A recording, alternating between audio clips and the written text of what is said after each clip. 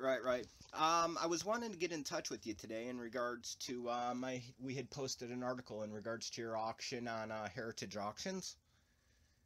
Right, It's the Heritage Auction, which is actually, the actual date is February 20th, although I believe that bidding for the items, there's 29 lots, can start as soon as February 1st, oh up that till the date. that's fantastic. You said 29 lots. I was originally although I have looked through it. I know one of the biggest things on there is the Billion Dollar Babies guillotine. What other items are Yeah. on there? Well, I've got my original drum set, the Premier Mirrored Kit, which was the first mirrored kit in the world, which Peter Criss and Kiss were inspired to do their mirrored kit from mine.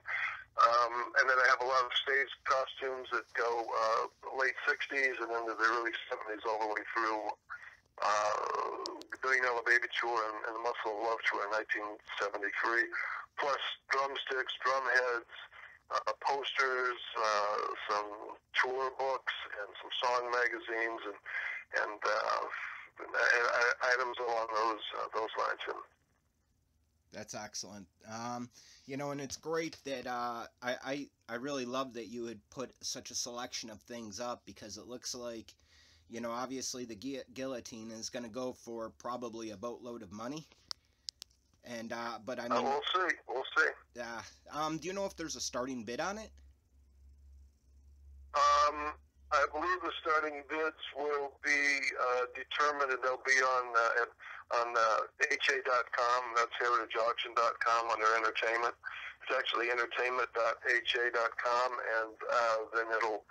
I'm not quite certain when they'll be posted. We're still discussing that, but it'll be on the website. So I don't have that information right now. Oh, excellent. As I had mentioned before to you, that I belong to a Alice Cooper Army Facebook page, and one of the one of the questions that was given to me was, where in the world did you store the guillotine for so many years? Just in my house. I mean, it's it breaks down to two. Are you there? Yes, I'm here. Okay, it breaks down to two pieces. It breaks down to the base, and then to the part of the guillotine that has the blade, and then they fit together. Now, this was built by Amazing Randy in 1970, early 1973. So it's it's the real deal. It's the original guillotine. I had all of it. I had a lot of the stage equipment that was stored in my house, and but I just stored it in in a drive, right near my studio in my home.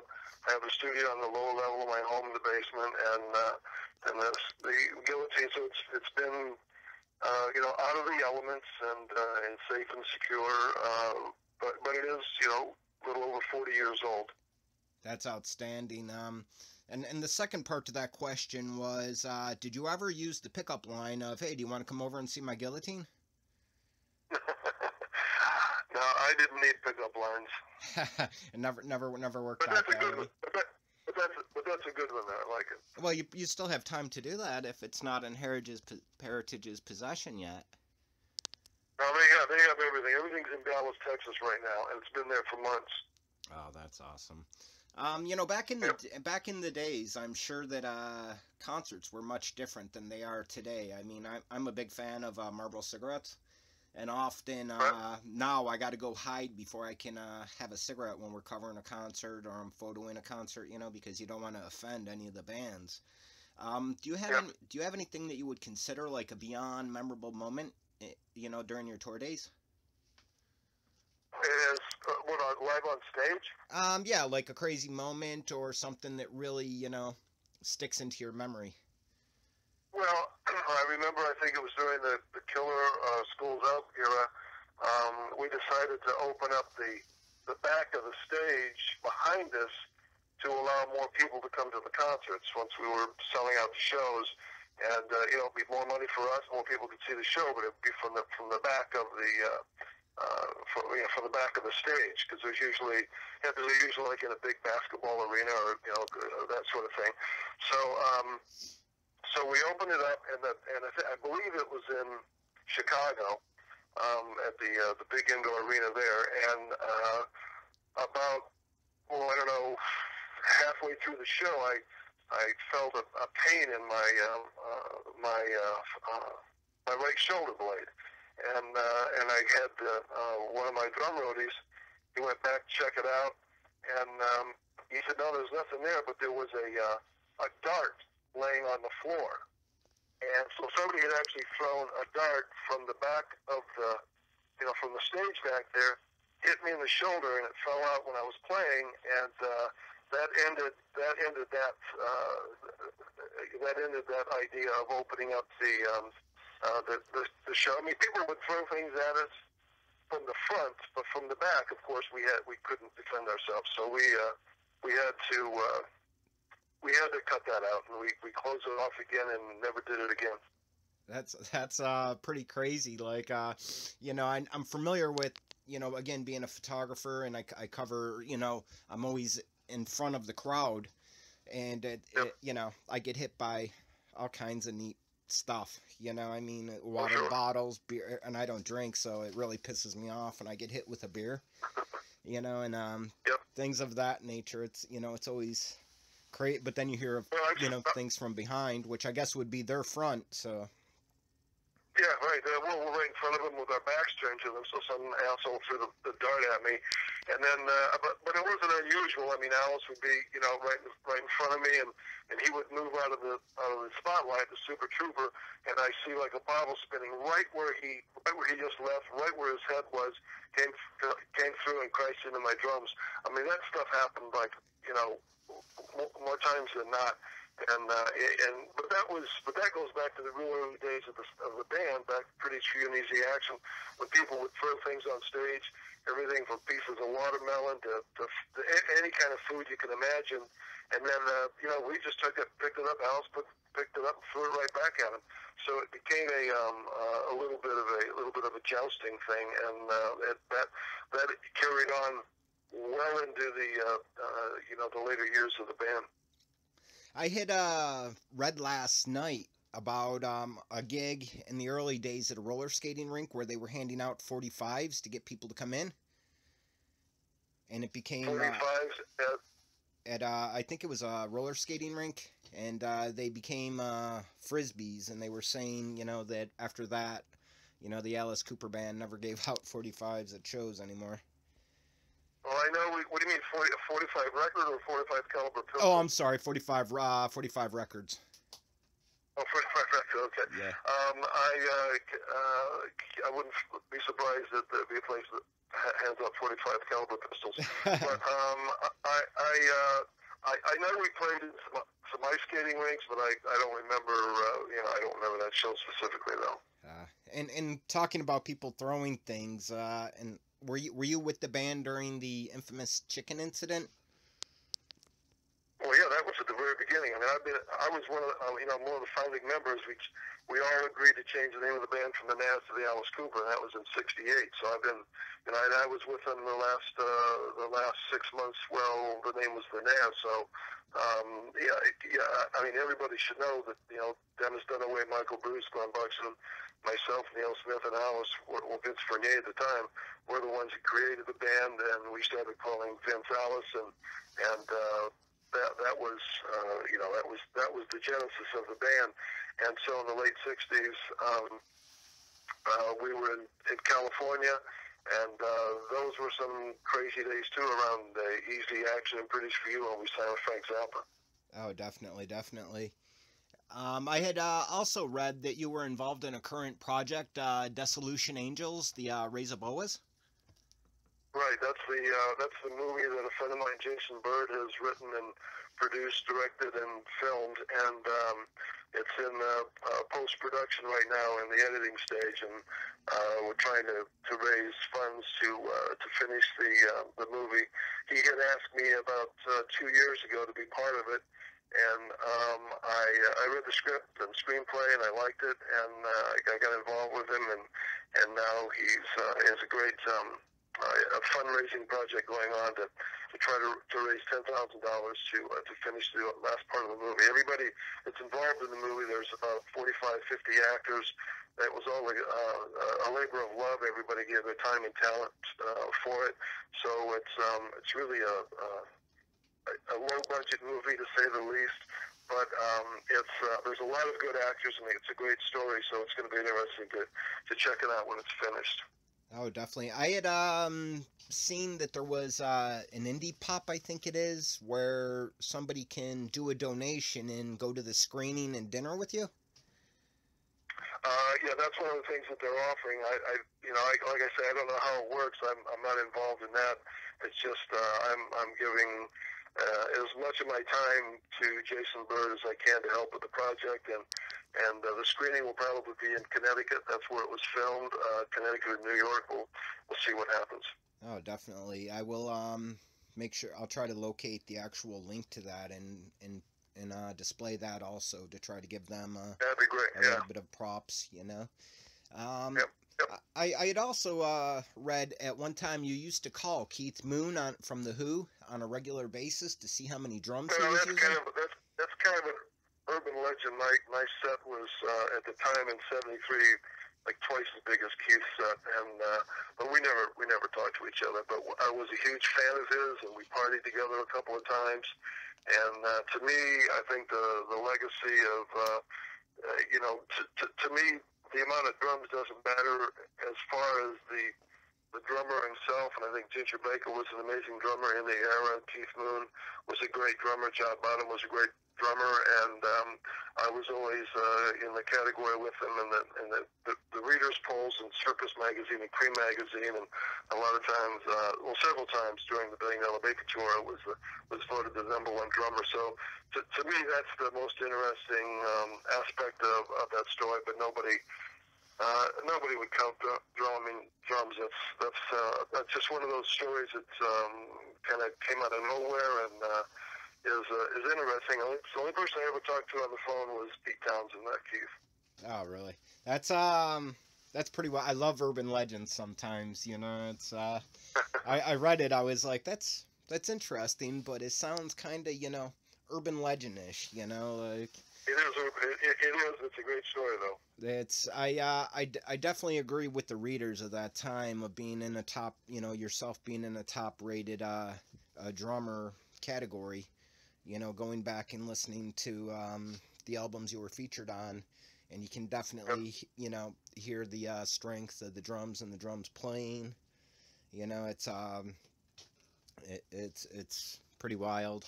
And it's it was great. I mean, it was a great group to work with. I mean, we were all 5 of his best friends, and there were no rules. We were just kind of inventing as we went along. What is Alice Cooper? Whatever we create is going to be Alice Cooper from the very first time that the name that the name came up. So it just gave me, because I'm a rudiment drummer, and I spent 2 years on snare drum before I ever had a set of drums when I was 11 years old, and so I like to use the rudiments, and I can always tell rudiment drummers versus somebody that just bought a set of drums and learned to play. And that's fine too. There's a lot of good drummers that do that, but I love rudiment drummers, and like Mitch Mitchell with the Jimi Hendrix experience. He's a great rudimentary drummer, and a lot of other ones. A lot of jazz drummers are. But so no, I appreciate that, and no, it was a great era for drummers. I don't see the distinguishable traits and styles anymore like we used to in the back in the day between drummers. I think that music is the newer bands, like unfortunately with the passing of Lemmy, David Bowie, and there was actually a handful of deaths this month. And Yep. My biggest fear is our legends are passing, and really there's no major band that is stepping in and replacing them. That's where the problem arose. I talk about that a lot, where rap and country are like the biggest, the biggest music, and has been a long time in the U.S. And but Europe still likes the big time rock and roll, which is fantastic. That's why bands go over there and tour and still so successful. But the United States is very into fads, and the fad for rap, the fad for country, has kind of pushed rock to the back burner, and occasionally you get the pop diva that sings from Whitney Houston to Adele, but Adele's phenomenal, and so was Whitney. But I mean, you get the Britney Spears, you get that sort of thing, but there's no real bands anymore that come to the front. I mean, there's singing groups, but it's all more about vocals and groups anymore, which is kind of a shame, because there's so many great musicians out there: guitar players, bass players, drummers, even horn players, and it has changed, and unfortunately I foresee a time, 25, 30 years down the road, that the Hall of Fame, if they're going to survive, they're going to have to include more diversified types of music in order to have people available to induct into their Hall of Fame. I haven't been to the hall recently. It's a few hours from us. I really should take the time to go out there and get updated. But a friend of mine was telling me that they actually have a lot of stuff from, like, and again, a big selling band, so no disrespect to them, like One Direction and, bands of that nature, that are huge with the teens, that they got memorabilia in there from them, just to, kind of, and no disrespect to the Hall of Fame, to draw in, their crowd. Yeah. Well, I mean, that's what I'm saying. It'll have to be creative to find momentum to move into the future, and that's all right. I mean, I think popular music is popular music, and they probably it's not country, but certainly hip hop and rap and other diversified directions in popular music, may have classifications in the years to come. But again, the root of everything is rock and roll. I know there's still a lot of young fans that love rock and roll, but it's just not breaking into the mainstream anymore as much as it used to, naturally, unfortunately. Oh, definitely. It's crazy to see a show here that you would think would definitely sell out, and there's a lot of people, but it's not a sellout. And then, you see like like you say in Europe, you see a European concert and there's like 1 million people there, and I definitely got to go to Europe before my days come to an end, just to experience that. Yeah. It's, I had seen, like the Stones and AC/DC, years ago. They played in Toronto for a SARS, concert, to bring back tourism to Toronto. And there was like 1 million people there, and it was like, wow, this is crazy. But since then I've not seen. Well, those two, but I mean, AC/DC and the Stones, as long as they'll play, I'm sure they'll sell out, wherever they play. So I mean, there are the gigantic legends that just are still amazing live, and their fans love them. They have new fans. I mean, AC/DC, they're just, they're made for the stage. I mean, it was like our band. There's a lot of bands. That's the other thing. A lot of bands, we created ourselves live in front of people, and you can tell bands that do that versus somebody that go, there's a brand new band. They get 5 members, they come to the studio and record an album, and then they go out and try to play. And it's like a Super Bowl football team. I mean, the chemistry has to be there. They have to be experienced, and they have to know what to do. And when you just come out of the studio and you go on the road, and you have a hit album. I mean, I nothing against Guns N' Roses, but I don't think they're the most exciting band to ever see on tour. I mean, there certainly weren't Jimi Hendrix or The Who or anybody that really just put on a phenomenal show. So but again, they came out of a studio with a gigantic hit album, sold millions and millions and millions of copies, and had a short-lived life. I mean, they're certainly a part of the rock and roll history of the United States, that's for sure, in recent years. But that's kind of an example of a band that, you know, they didn't really start. We were on the road. We had 2 albums that failed, and so we had to create a live stage show that worked for us, and it did. We could get standing ovations even though we only sold like 20,000 records. But when we played the big outdoor arenas, we still could get people to stand and give us standing ovations and encores because of the live show. So eventually, when Love It to Death came out, and we had some great music, and then it all came together for us, and we won a great role after that. I believe I've seen Alice Cooper in the ballpark of about 13, 14 times, and I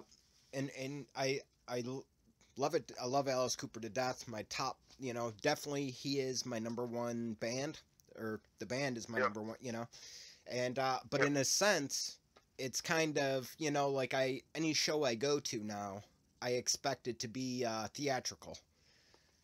Yep. You know, like hey, you know, I'm here and entertain. You know, yeah, you sing and everything, cut your head off, hang yourself. You know, do something of that nature. You know. Yeah. Well, we, you know, obviously we started it, and if we would have continued, it would be it would, you know, the original band would have been a whole different situation because we did everything super spectacular, super big, and you know, I mean, Alice has certainly kept the flame burning over the last several decades, and that's phenomenal. And you know, and fans get a good show, but it would be very, you know, there's a big difference between Alice solo and Alice as the original band. So, you know.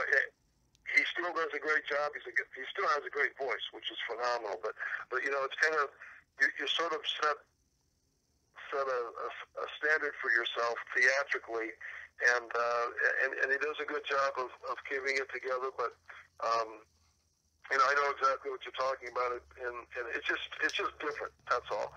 But it still opened a lot of doors for a lot of other bands. You know, when we started back in the early 60s and early 70s, a lot of bands came through that door, and you know, like Kiss and there's, you know, the list goes on and on and on, all the way to bands that, you know, have any kind of a theatrical flair on stage, and that's kind of up on legacy. But you know, Alice can certainly hold his own. He has a great band right now, and that's you know, that's a very, very good thing, and he keeps you know, making great music. Oh, definitely, definitely. It's I was again, I have to say another question had just popped up in the Facebook group that I belong to, of at this time, why is it that, like, you had the guillotine for so long, but you're putting up the stuff for auction now? Does that make sense? Well, you know, I mean, I've asked that question a lot, and I just tell, number one, I need space. And secondly of all, I want to get other drums, and it's based around my mirrored set, because I've been, you know, if you watch the internet, like for 10 years or so, I've been toying with the idea of selling it, and it just wasn't the right match between me. It's not something you can just come out and put on eBay. The stuff you don't put on eBay. Oh yeah. You have to find somebody that specializes on it. I talked to Sotheby's, I talked to Christie's. Matter of fact, I'm still in the real estate business, and I'm affiliated with Sotheby's. But they really don't, and they're, you know, they're great companies, Christie and Sotheby's. But they really specialize in They don't specialize in the entertainment industry. Occasionally you'll see something, but Heritage is one of the top auction houses in the world, and they really do specialize in entertainment. And I was actually contacted by them over a year ago, early in 2015, to see, you know, just first of all, it was just socially, and then you know, we started talking, and one thing led to another, and this hopefully will be the first of maybe a couple of auctions that I'll have, because I still have, you know, all the drums I've ever had. I have the chrome Slingerland set that I played on Schools Out and Killer. And then I have the Slingerland Sparkle set that I played Love to Death on, and part of the Killer tour. So there's still you know, a lot of stuff to come, but this is you know, I may or may not sell it, but you know, I could. The clothes, I still have tons of clothes. This is just, again, scraping the the tip of the iceberg here, and you know, and I also have drumsticks. These drums, I have drumsticks from the Hall of Fame, from the Hollywood Vampire recording session, and from the reunion that we just did in Dallas, Texas, in October of 2015. So, you know, it's a good rounded collection, and like I say, I'm just trying to make some more room, and it's amazing. I thought I have all these things that I'm getting rid of and making available via auction, but I didn't gain that much space as I thought I would. Isn't it? I recently had rearranged my office area, and you know, it's amazing. You don't think you have that much stuff until you start moving stuff around. Yep. And then you're like, wow, I didn't realize I really, you know, it didn't seem like a lot when nothing was moving. But once you start moving stuff, it's kind of like, oh, that's a lot of shit. You got it, yeah. And I still have over 100 drums at home, so believe me, I mean, that's why I want to get, you know, I just want to, it's time for somebody else to take care of these things. The guillotine, everybody has sort of talked about the value of it over the years, and I'm not going to disclose anything about values because the professionals of Heritage Auction, and so you know, it's just see what happens. But I'm certainly again, it's time for somebody else to take care of the guillotine.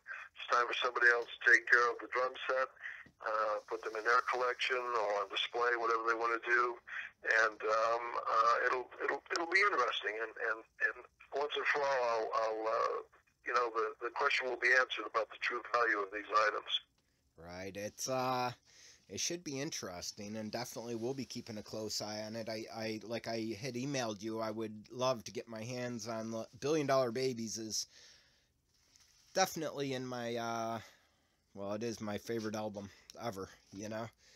And it's yep. You know, well, it's a great album. Oh, it is for sure. It was actually, I think, one of my first vinyls that was given to me on my birthday, like a gabillion years ago, it feels like. Yep. And in fact, it used to have, you know, the little the pictures in the album.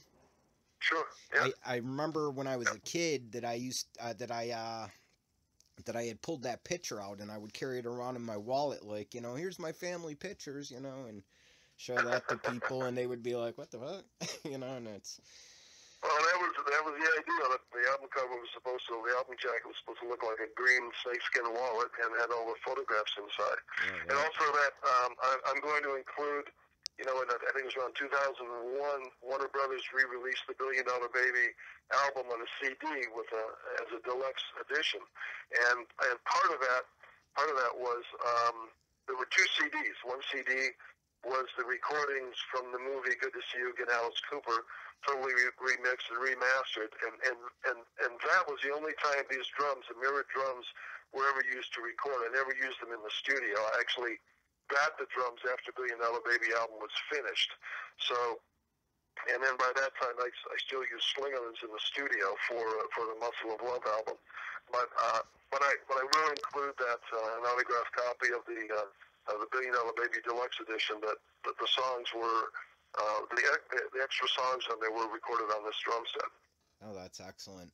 That is a good thing to hear. Also, it's last night, I gotta say, I was actually going through the whole you know, the album releases and everything, and I think one of my favorite inserts is the I forget which album it is. Which one? The one that had the panties wrapped around the album. Oh, Schooled Out. Yeah, and it's crap. I can't believe I forgot that one. So yeah, I was talking about the Notebook, but I didn't write that down. But that's definitely my favorite, and I think it's gonna end up being an internet order because I can't find it anywhere, you know, locally. Yeah. And, well, that was Pacific Pioneer. They did all of our album covers, and they came up with some great ideas. And eventually, and Schooled Out was probably one of the most creative album designs that was ever done. And I think that in 1972 that it was nominated for a Grammy, but that was the only time that we were ever even mentioned for a Grammy. The music, of course, we were on the we weren't exactly mainstream in rock and roll at the time, and so which goes into the reason why it took so long for us to get in the Rock and Roll Hall of Fame. Oh, definitely. I had always thought that the band would go earlier into the hall, but Yep, maybe I'm biased, because like I said, Alice Cooper Band is my favorite. But yep.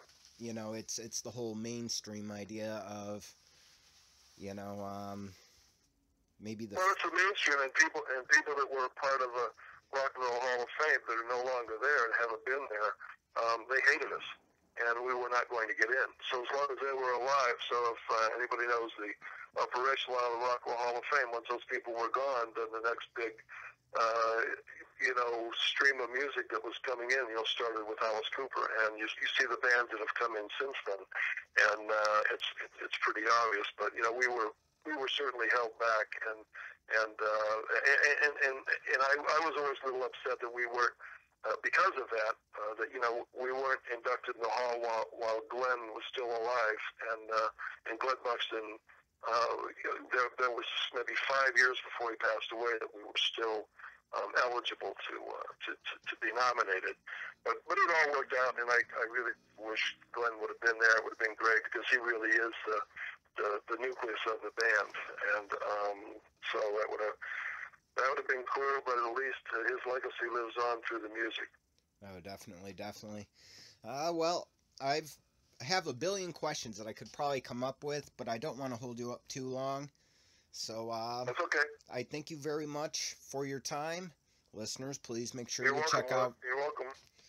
Listeners, please check out the link to Heritage Auctions and also Dissolution Angels, The Rise of the Boas. And Yep, go to my website, to the news. My website, nealsmithrocks.com, has a lot more pictures of the auction, and a lot that I had, as I was putting the collection together. So there's a little more in depth and some more photographs. A lot of the costumes and the clothes that I wore. There's more photographs on my website of me wearing them with the band. oh, definitely, I'll make sure I include a link to your website also on the page to Neal Smith Rocks. Cool. And Yes. again, thank you for your time, and more All right, importantly, great. thank you for your music. All right. Thank you for your time this afternoon, Reverend, and I look forward to talking to you in the future. Thank you. I do appreciate it.